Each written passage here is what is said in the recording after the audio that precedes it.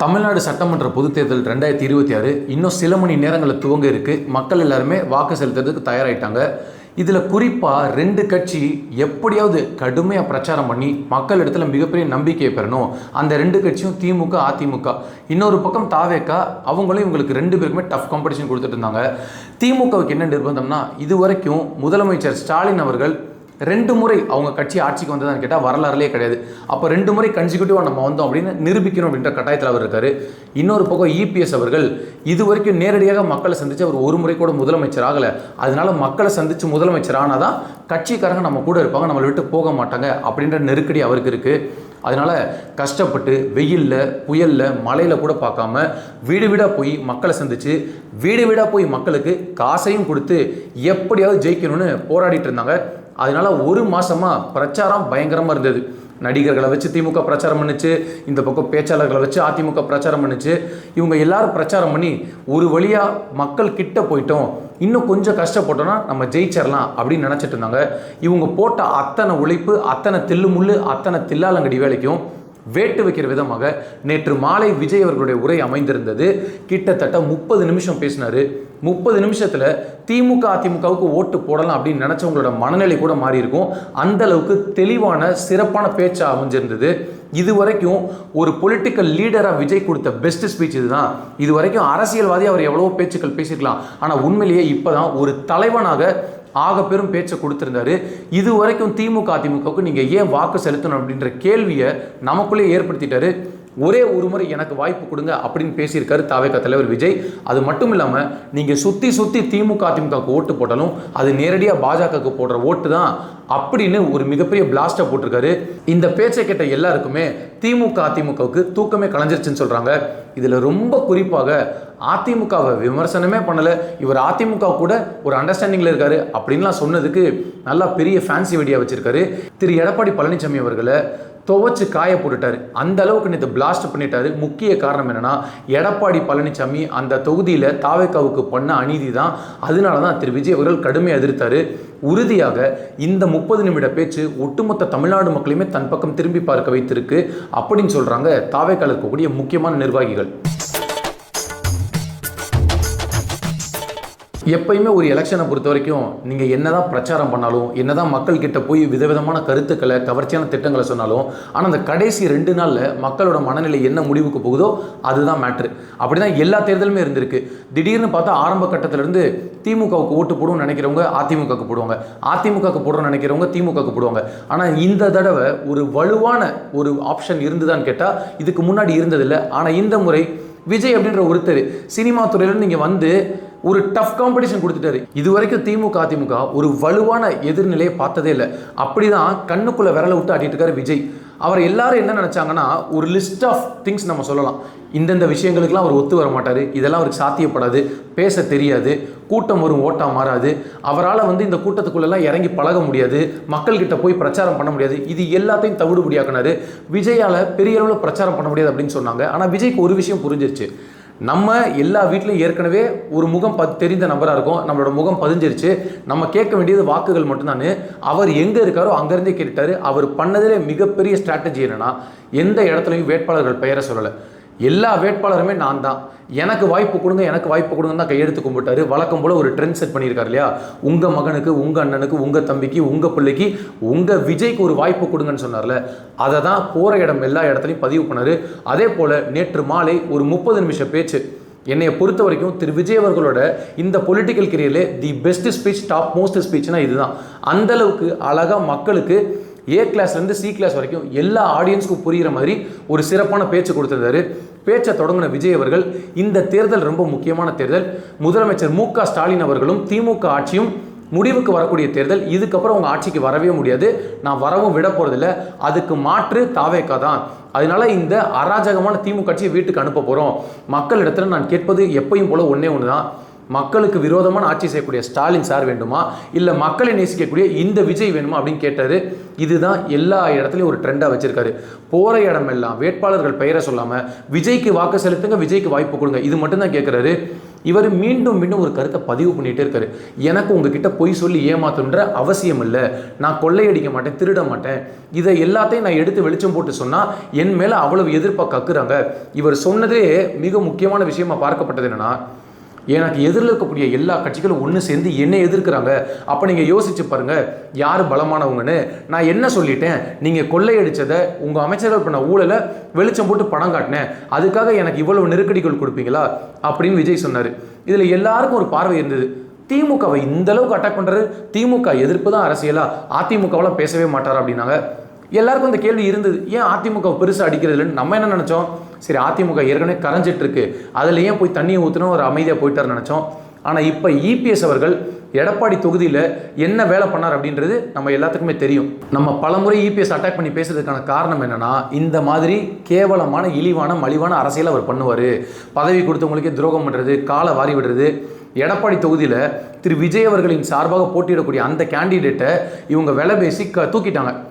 என்ன பண்ணிட்டாங்க, அந்த சின்னத்தை கிட்டத்தட்ட திருடிட்டாங்க. அதனால தான் திரு விஜய் அவர்கள் அந்த வன்மத்தை மனசே வச்சிருந்தாரு. எடப்பாடி பழனிசாமின்னு பெயரே சொல்லாமல், இந்த என்டிஏ கூட்டணியில் கூட பெயரை சொல்லாமல், மற்றும் பலர் இருக்காங்க இல்லையா இந்த திமுகவுக்கு எதிராக, அதில் இருக்கக்கூடிய ஒருத்தர் சொல்கிறாரு விஜய் வெளியிலே வரமாட்டாருன்னு. சார் உங்ககிட்ட நான் ஒன்று கேட்குறேன், சிறந்த அனுபவசாலி தானே நீங்கள், உங்களுக்கு ஒரே ஒரு முறை தைரியம் இருந்தால் தில் இருந்தால் எடப்பாடி தொகுதியை தாண்டி வேறு ஏதாவது தொகுதியில் உங்களால் நிற்க முடியுமா அப்படின்னு ஒரு கேள்வி கேட்டார். திரு விஜய் கேட்ட கேள்வி 200% உண்மை.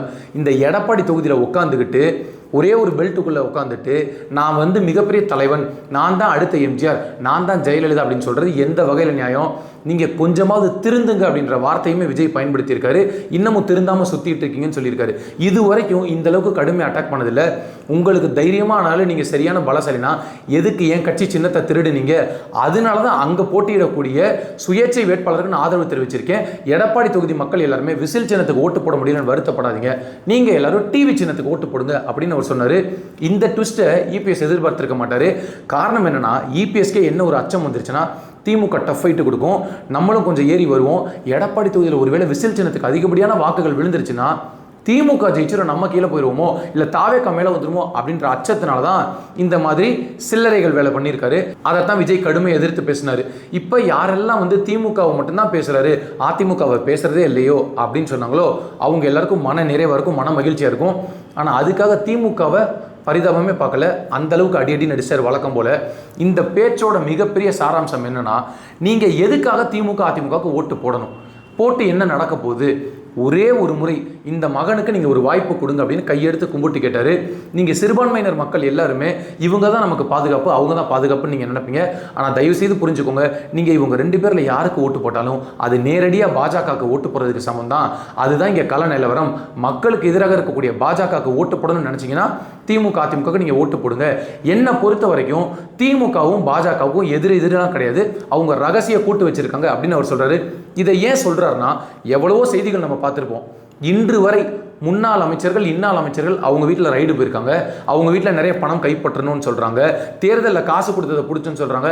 ஆனால் பாஜக ஒரு இடத்துல கூட நடவடிக்கை எடுக்கலை. ஏன் நடவடிக்கை எடுக்கலை? அப்போ விஜய் சொல்வது போல் உங்களுக்கு அண்டர்ஸ்டாண்டிங் இருக்குது அப்படின்ற சந்தேகம் வரும்ல. நீங்கள் நேர்மையான கவர்மெண்ட் நடத்துறீங்க, உங்களுக்கு எந்த விதமான தயக்கமும் இல்லைன்னா திமுக மேலே எல்லா நடவடிக்கை எடுக்கலாம்ல, அதிமுக மேலே எல்லா நடவடிக்கை எடுக்கலாம்ல.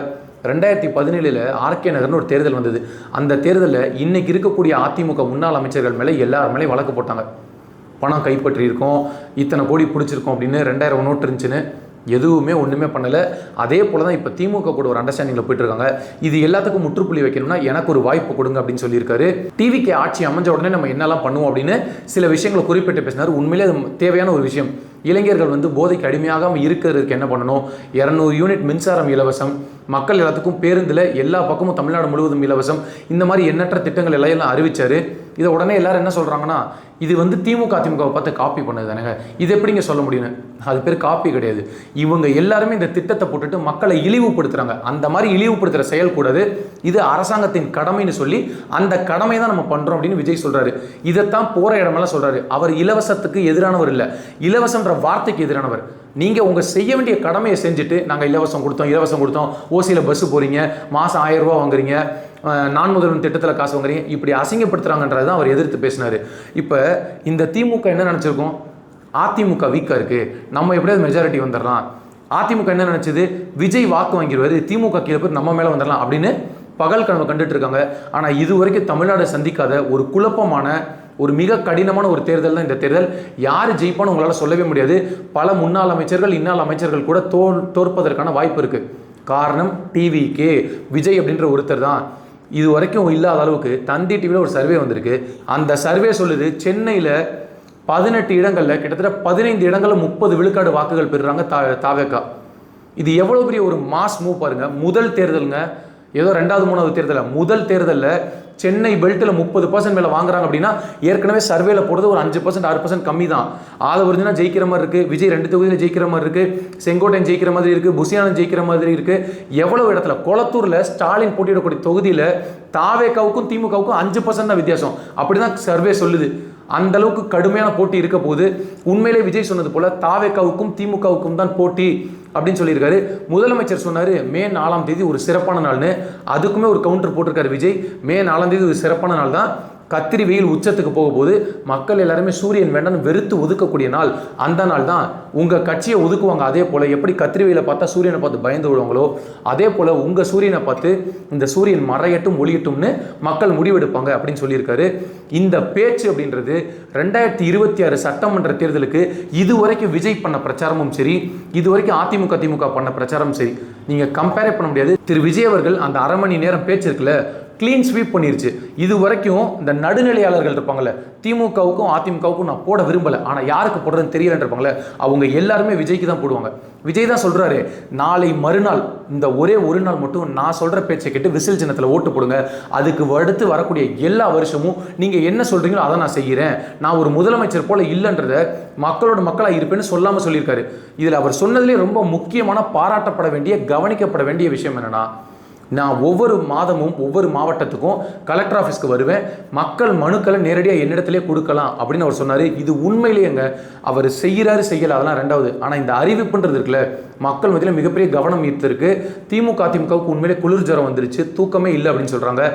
ஒரே ஒரு விஷயம் களத்தில் தெளிவாக தெரிகிறது, இந்த முறை யாருமே விஜய் அப்படின்ற நபர் இல்லாமல் ஆட்சி அமைக்க முடியாது அப்படின்ற களம் தான் உருவாகி இருக்கு. திரு விஜய் அவர்கள் அதுக்கப்புறம் என்ன முடிவெடுப்பார், இல்லை விஜய் ஆட்சி அமைக்க போறாரா அப்படின்றத காலம் பொறுத்திருந்து பதில் சொல்லும். உண்மையிலேயே மக்கள் எல்லோரும் மாற்றத்தை நோக்கி பயணம் செய்ய தொடங்கிவிட்டார்கள். அந்த மாற்றத்திற்கான சத்தம் விசில் சத்தம், அந்த சின்னம் விசில் சின்னம், விசில் சின்னத்திற்கு தான் எங்கள் ஓட்டு அப்படின்னு ஒட்டுமொத்த தமிழ்நாடும் ஒருமித்த குரலில் பேசுகிறது என்பதை யாராலும் மறுக்க முடியாது.